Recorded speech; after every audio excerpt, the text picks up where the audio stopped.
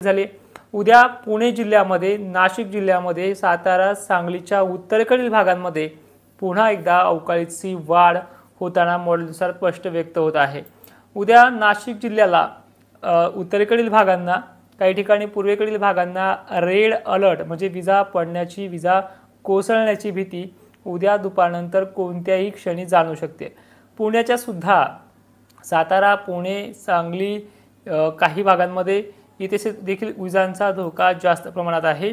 उद्या छत्रपती संभाजीनगरच्या कन्नड, सिल्लोड आजही होता, उद्या सुद्धा आहे। पैठण, गंगापूर ह्या देखील भागांना विजांचा धोका अलर्ट आहे। पाऊस तर भाग बदलत मुसळधार, तर काही ठिकाणी नुसता पेंडवणी, तर काही ठिकाणी अचानकच ते सोडलेले भाग घेण्याची क्षमता ह्या पावसामध्ये आहे, ते देखील घेत चालणार आहे।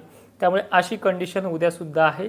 उद्या बीड जिल्ह्यामध्ये सुद्धा वातावरण पुन्हा आजच्या सारखंच सक्रिय असेल, थोडा बाग आणि दिशा बदलेल अशी कंडिशन ह्या भागांची असणार आहे। राधानगरी, रत्नागिरी परिसर, कोल्हापूर जिल्हा उद्या सर्वाधिक पावसाची नोंद होणार आहे।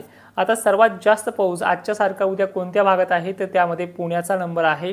सरळ पश्चिम महाराष्ट्राचे उत्तरेकडील जिल्हे पुणे, नाशिक, कोल्हापूर, सांगलीचा सुद्धा उद्या थोडी वाढ होणार आहे।